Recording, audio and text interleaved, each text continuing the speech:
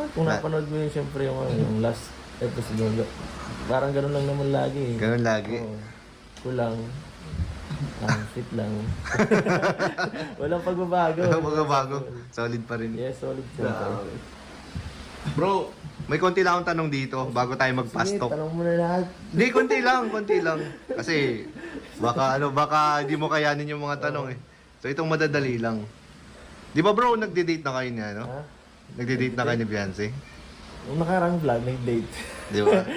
Saka, minsan pag pag nahatid, natambay ng konti minsan, Yeah. bago umuwi, ganun. So- Ganun lang namin ang usapan. So kung Kaya yun. kung nagde-date na kayo, ibig sabihin si Kalingap Edo ay nanliligaw na. Really go. Sagutin. Secret muna, guys. Di ko masagot eh. Di mo masagot? Hirap. Nasa vlog niyo yun. Oo nga eh. Di ba nagpaalam ka na dati, manliligaw Oo ka? nga eh. Ano kayo nangyari? Siya na yun, yung sa vlog. Okay na yun. Sila lang bahala mag-isip. Pa-showbiz muna tayo. Pasubis mo na guys.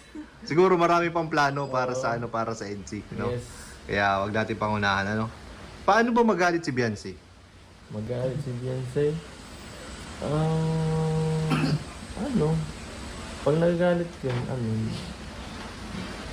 siya, parang, din siya, parang ako din siya, Pero hindi siya sa ibang tao.